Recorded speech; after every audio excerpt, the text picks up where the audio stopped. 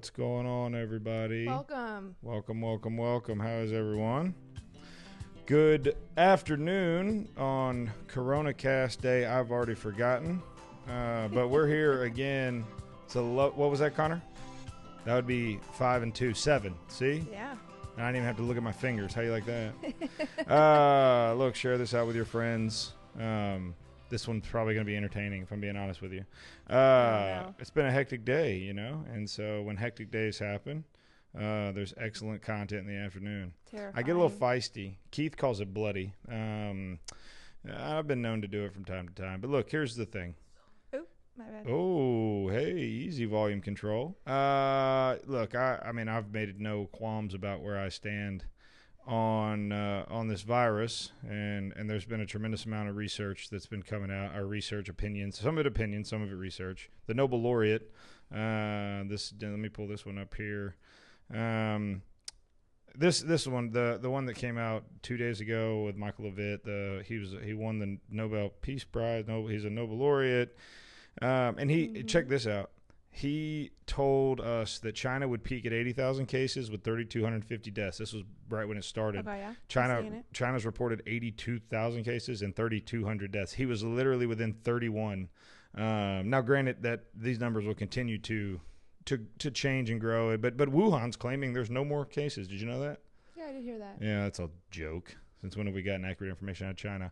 I think they're on much more serious lockdown, if it is true. I think that they're a lot more serious about you leaving your house than they are here. Well, yeah, because they'll chop your head off. Right. So. Yeah, it's a little bit different than we have here in the good old U.S. of A. The containment will look a lot different for us than as it should. What do you mean, as it should? Oh, well, yeah, based on how controlling the government is. Is that what you mean? No, based on a couple of things. Based on one, that we live in a free country with a lot more freedoms and things given to us than communist China, thank God. But two, that some of it is like, again, and I've been reading a bunch of stuff about, like, here's one where some public health professors are talking about the harm that comes from cracking down and locking down is not being discussed, and the harm from the virus is being over discussed, in my opinion. And so let me make a blanket statement so that I not get the emails saying you don't get it. No, I get it. Okay. But I know the virus is serious. Let me say that. I know that. I get that. I'm not downplaying that. It's not something that is up for debate. We're all on the same page there. Okay.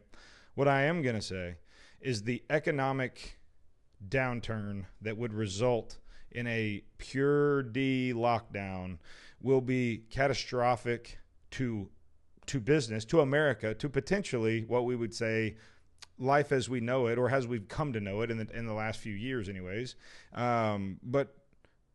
But think about this.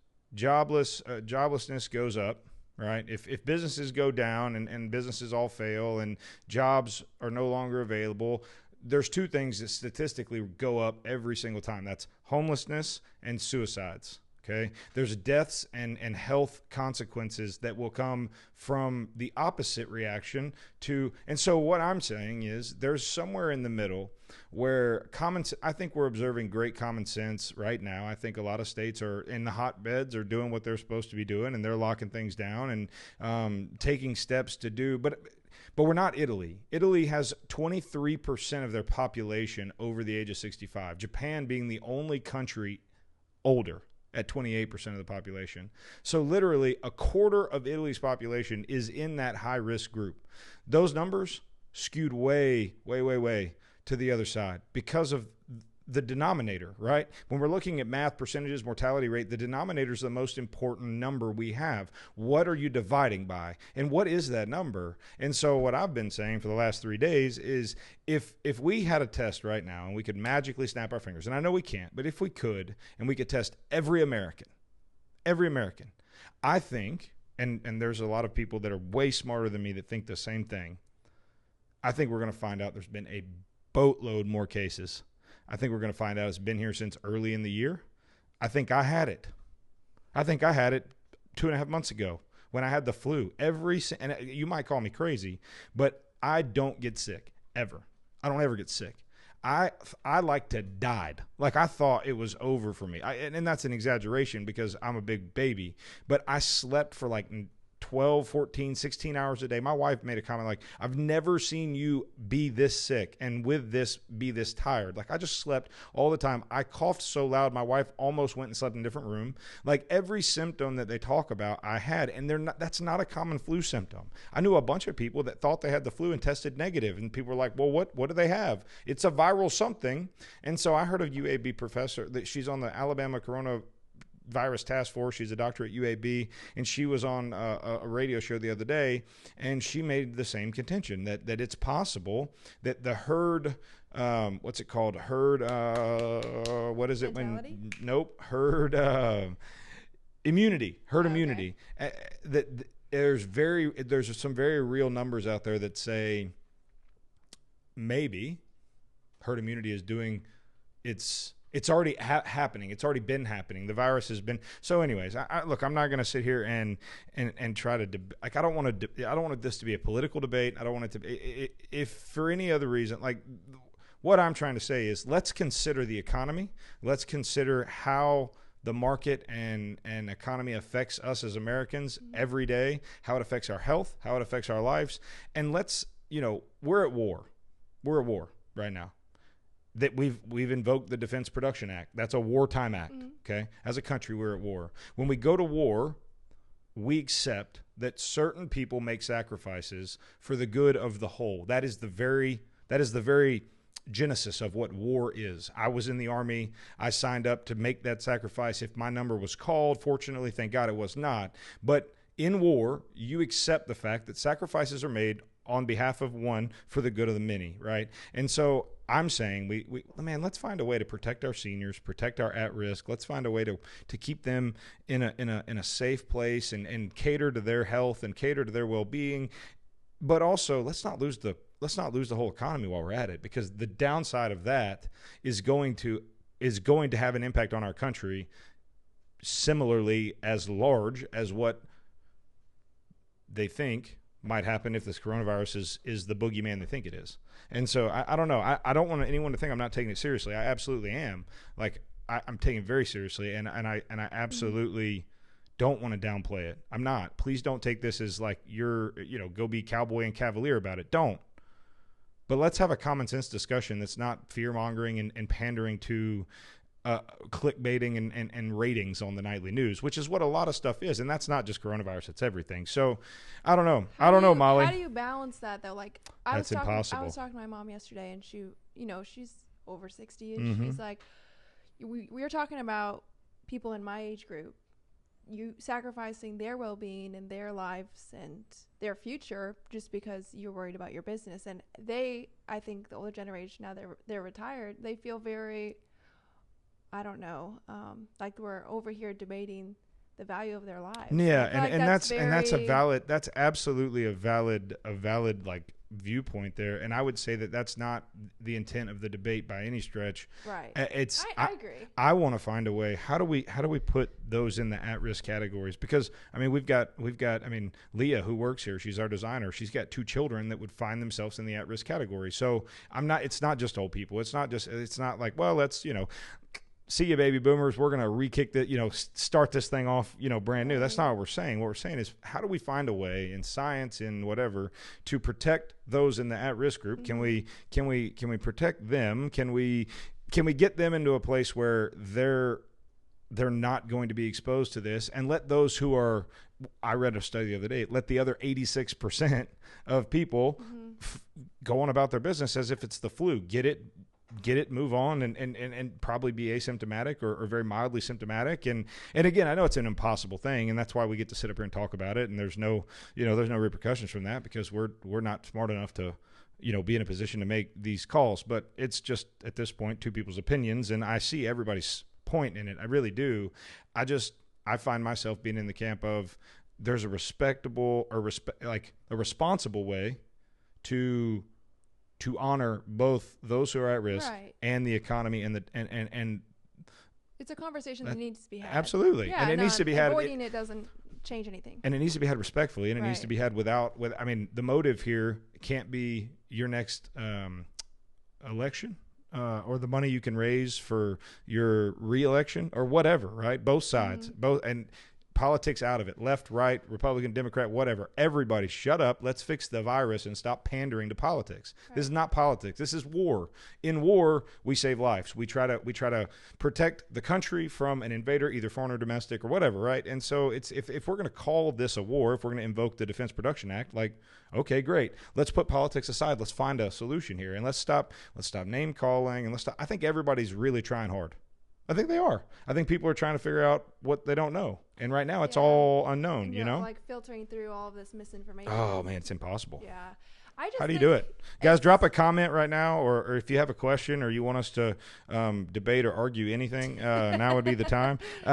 So put a comment down and see, or if there's a question, we'll see if we can make up an answer. God knows we don't know the answer, but we can certainly make something up. But go ahead, Molly, what were you saying? I have a thought for you, and I don't have the answer for it, but I'm curious to hear what your thoughts are.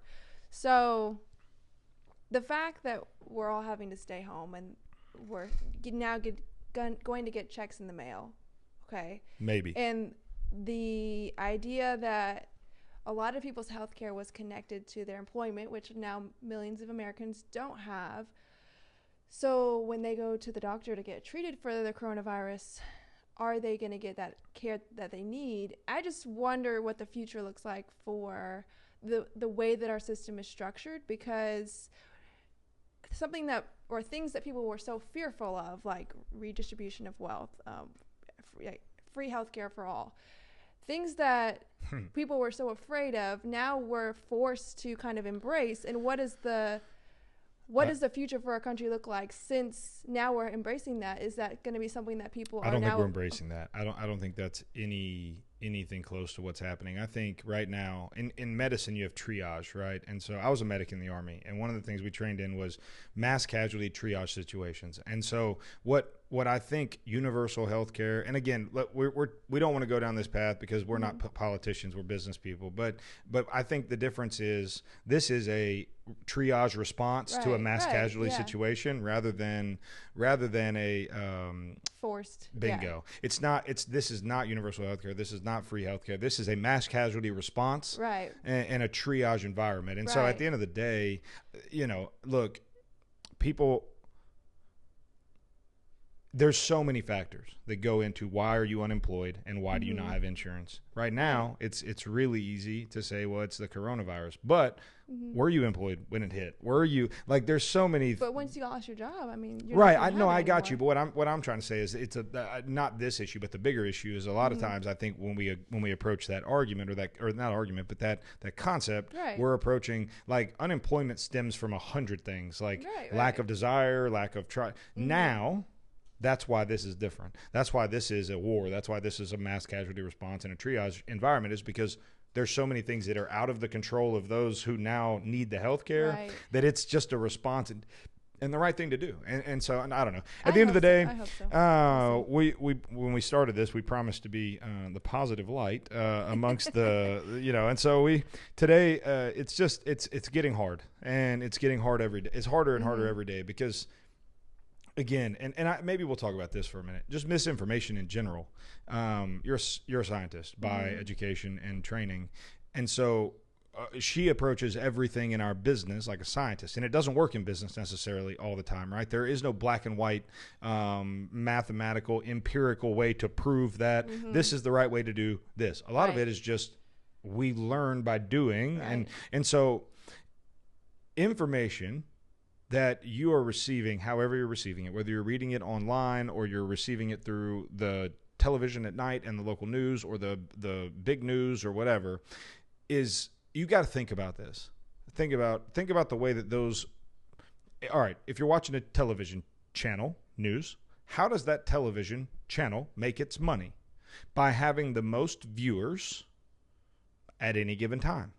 So if there's 3 people and 3 different, you've got Johnny's channel, Jackie's channel, and Julie's channel, and all 3 of them are on at the same time, the person who can get the most views is going to be the most popular, therefore make the most money through getting the most advertisers, yada, yada, yada. So if we apply that principle and we say, man, why have we seen over the last 7-8 years headlines get pushed to an unreasonable, unrealistic, like you'll click on a headline and it's got very little to do with like, it maybe one word in the headline had anything to do with the whole article. Why? Because people are going, they're taking each step further to get your attention, to grab you as the consumer and capture your economic value to them as a business. And so in everything you hear online, everything you hear on the television, everything you read, you have a responsibility.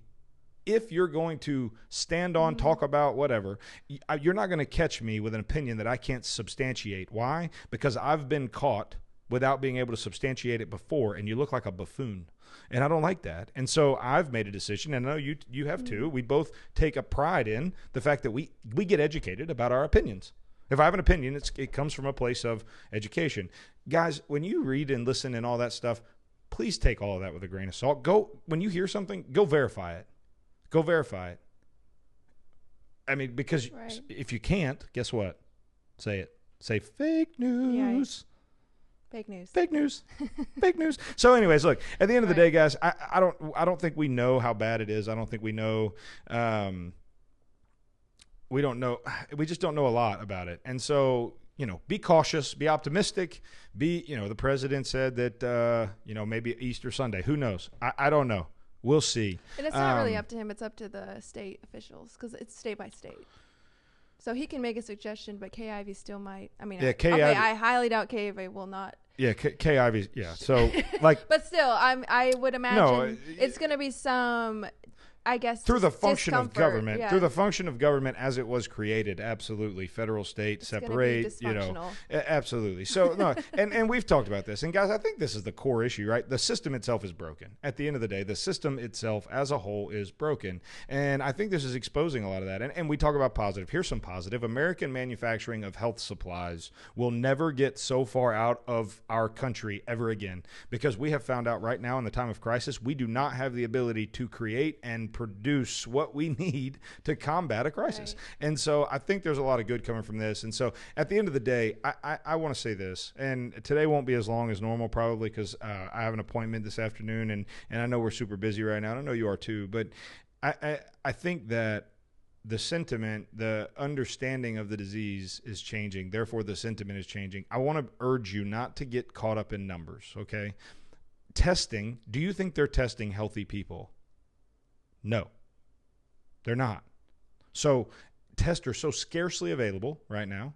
You got to be sick to get one. You got to have a fever of like 102, I think is what I heard. I don't know if that's everywhere, but that was just one article that I read. And so the amount of positive tests you're going to get are going to be percentage-wise through the roof, because you and I, we're not getting tested. You know why? We're healthy. We don't have any symptoms, and there's no reason to take a test away from someone who probably has COVID-19. Right.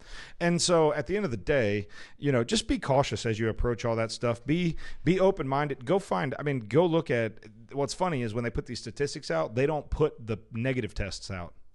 Yesterday, there was like 324,000 negative tests. And I wish I could go find season, it. So it's kind of hard now. Bingo. To even know, like when my chest starts feeling tight. I thought 2 days ago. I didn't tell anybody. I was like, uh-oh, it's the corona. Right, but it's not. It's pollen. It's whatever. At the end of the day, guys, this is unprecedented times. We're writing the history book, and from my generation, I mean, we are right now, huh? If only someone paid us to write history books. No, you know how much money they get off those? You know what I'm. You missed that. No, I got you. It's unprecedented, and there is no right answer. You know why? Because no one knows what they're talking about. We are all making exactly. In the future, in hindsight, they'll have all the answers. That's right. A year from now, we'll have a playbook, and the next time COVID-19, bingo. But right now, it's everybody's doing what they can. Right. And that's what goes back to, if everyone takes their motives and puts it right there in what's best for the people, then they're going to make an effort to do the best thing possible for the people in that moment, and we're going to do the best we can to get through this, which is what we're doing. So hang tight, hang on, guys. I mean, we're there. So we got some other stuff. I did want to point out this one scientific study, Connor, it's at the very bottom one, that I was reading. It was a study out of Vietnam that they did on 1,600 hospital workers. and they were comparing the effectiveness of, here, go up to the top. You talking about cloth masks? Of cloth Oh, masks I read that. versus medical masks. How about cloth masks are making it worse? No, it has 97% penetration. So you get like 3% of that protection. It's like the opposite of hand sanitizer, right? It's like 97% of all of the virus is going to get through your mask. I don't know if that's the case if you put a filter in it. I know all the little sewing patterns that I've seen online, they're like, oh, make sure to leave room for like a filter. Yeah. I don't know. That's not what this study looked at. This study looked at like if you were to sew a t-shirt mask versus using a N95 mask. So basically, if you have a cloth mask, you're 2.5% better off than you are with no mask. Right. So am I right? I mean, I'm not great with numbers. I don't know how. But was that correct? Did I say that right? 3%. 3%. Yeah. Oh, well, so I was a half point off. I'll take it. Something that I was actually talking to Keith about yesterday was the biggest thing that I guess benefit of giving these masks to healthcare workers is just to make them feel better. Like a lot psychologically, they will feel better about going into work if they have a mask, even if it's 97% gonna get you. But is there any value to that? Is there any value to it's the whole idealism conversation that we have a lot. Is there any value to making them feel better even though they're actually not being protected? I would say that if that is the way that it feels, maybe you shouldn't feel better. But I mean, you know what I'm saying? Should you just not wear a mask? Like, what's I don't know. the point It's like a superstition, I guess. I don't know. I've never been a health worker, and I've got nothing but my wife is in health. I mean, she's a physical therapist, and they've not stopped yet. She's been to work every single day, like she did when there was no virus, and they don't wear masks. They don't have gloves because they don't have any. Like, it's crazy. It's crazy. She is dealing with the majority of her patients are above the at-risk line, right? And they have to do manual therapy. They have to touch the person, and because these people, this is why the hospital shut down elective surgeries, right? In a lot of ways. Yes, it was not to overwhelm the hospital. We need to, keep all that reserved for maybe a response to a crisis, right. But also the process after elective surgery is therapy. Therapy is a hand, right in there, working on people, touching on, and it's just, it's unbelievable to me that they were so ill-equipped for something like this. That being said, I was an athlete and I had superstition. If I wore the same pair of sliding shorts, I thought I played better. I might have played 2.5 or 3% better. But so there is some value. I mean, maybe as an athlete, again, I'm not a health. I can't speak to that. I don't want to pretend to know what it's like. If they go in there feeling better, then I feel like there is value to it. Sure. And if there is a potential for them to eventually get filters, which I'm sure there's some limited supplies of those. Yeah. But if they can get filters, then we can make it work. But as it stands, making just a t-shirt mask is not going to be helpful. But I don't know. But I love how everybody online has kind of come together, and they've whether they knew how to sew or maybe they didn't or maybe they hadn't in a while, they're whipping it. Right. Forget about the effectiveness of the mask. It's really cool to watch, and we've said it 100 times. Ground zero effect. I think I'm gonna Connor, look that up. See if I can copyright that. The ground zero effect. The effect of the American public and their reaction to other Americans being threatened by outside forces. Like an altruism. It's unbelievable. No matter how divided the media wants you to believe that this country is, go look at what's happening. We've been attacked by an outside force. It's a virus. It's not someone that we can see. We can't. But as a country, our truck drivers, they have a hard time getting food on the road because restaurants are closed and they can't get their rigs in to do curbside service. They hadn't stopped trucking. They're pulling that toilet paper that you hoarded up like a jerk. They're trucking that stuff in every day without the ability to get food necessary. These guys are packing a lunch. They're doing everything they know how to do. We got people who don't sew coming together to sew masks. It's just the effort that an American is willing to make for a fellow American, regardless of race, color, creed. I've never seen anybody on Facebook say, hey, I'm sewing some masks, but only for white people, only for yellow people. Like, it's not that. It's people are all coming together to support Americans, and it's really neat to watch. And so I would look at this as a positive thing in terms of, as a country, are we as divided as we're told that we are? Because I don't feel that way. You and I couldn't be more polar opposite, and we couldn't be closer friends. Like, and so it's just I don't know. This has given me a huge, it's like a perspective. Yeah, it's like a pole that just got, it's like the flag gets planted. And it's like, wait a minute. Or like the veil is taken away. I'm buying into this. I'm thinking, man, it's unbelievable how divided we are as a country. And then the corona hits and it's like, whoa. That's just what we needed, turns out. And that's what we talked about yesterday a little bit was like, again, good things will come from this. Well, the belief that I come from is one of a God, an almighty God that loves me and cares for me and could have stopped this in dead in its tracks like that, but didn't. And why? And the answer to that is exactly what you're seeing.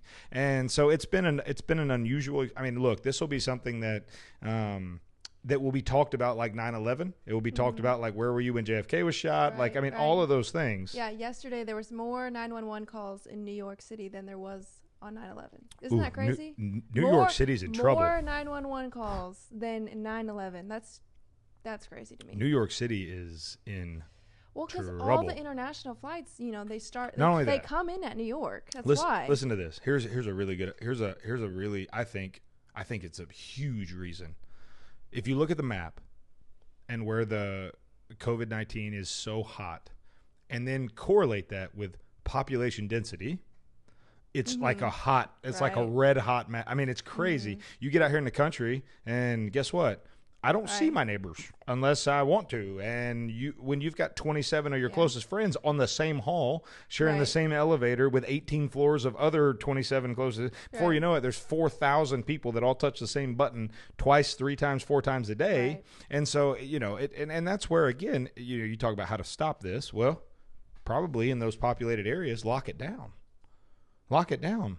But Joe Farmer out here that doesn't see anybody for you lock him down, he's just going to go back to work because he's a farmer. You know what I'm saying? And so there's some common sense to it. And I think that's, again, why the federal and state government are separated in the way they are. So each state can make decisions based on their population to legislate their constituents in the way that their constituents want to be. And again, it's, I think in a time like this, it's a beautiful thing to watch. To me, there's some validation in the Constitution in a lot of ways. Like those guys were geniuses. If you think about the world they lived in, have you ever put yourself like back in their shoes? Like these people were wearing like wooden shoes and like just came off a boat with sails on it, like across the ocean. And like just think about how uncivilized, quote unquote, populate like and they penned a document that to this day carries so much wisdom. Like I get things have changed and I get like this is not that argument. This is just on the whole. Like it's unbelievable to me. That was an inspired thing that they did. And there was obviously something at work in that was bigger than just a couple of men just penning something with their, their feather quilled pen and their ink things and all that. But I don't know. Look, at the end of the day, we are excited that you're here with us today, all 2.5 of you. I'm kidding. And we are anticipating getting freed from this what do we call it, quarantine. It's not really quarantine because we've come to work every day, but and I can get some information on these checks that hopefully we'll get. I don't know if let's hold tight. I don't want to go into the stimulus yet. I know it was passed, but I saw something said 3 to 4 weeks before things start actually kicking in, and so I just want to let's not dive off in. Let's not get in over our head, Molly. I just want to say beware of scams. If you start getting IRS calls and people telling you we need your information so that we can. There are people calling, and I've gotten phone calls. I got an email today. Yeah, and they say, I'm with the IRS. Give me your social security number so I can send you this check. Give me all of your personal information. So they're never going to call you. They're only going to ever by mail. Turns out. And they have all your information anyway. They don't need it. Turns out I have a great uncle's cousin's brother's cousin's uncle that's like a prince of Nairobi, and I inherited like $5 million. It's unbelievable. I was like, it's the luckiest day I've ever had. I thought you were serious for a second. I am. Is that not real? No, definitely not. I probably shouldn't have given him my social security number, my first, last name, mailing address. But yes, the IRS already has your information if you file taxes. Amber Merriman, what are you doing? I haven't talked to you. How are the boys? Oh, that's some memories right there. I coached her son when I was like 20 and he was like a squat. And now he's in high school, and I feel old. I hope everything's well. Tell Chris I said hello, Amber. We're about to sign off for the day. Guys, we will see you in the mañana, which is, in case you didn't know, I'm bilingual. That's my Española. That means I'll see you hopefully tomorrow. And if you need anything between here and then, call us at 256-BUY-SELL, 256-BUYSELL, and shop Cotton Row Home. Connor, throw it up. CottonRowHome.com. We probably need to put that on our slide. This is a blast, and it's doing content every day. There's a commitment to it that is it's a grind, and so you're probably like us. Like, what are they going to talk about today? We're like, well, I don't really know. What are we going to talk about today, Molly? We'll figure it out. And then we go get that misinformation and we bring it to you. No, I'm just kidding. Guys, I hope you have a wonderful day. Definitely not. We love you guys, and we will talk to you very soon. Cotton Row out.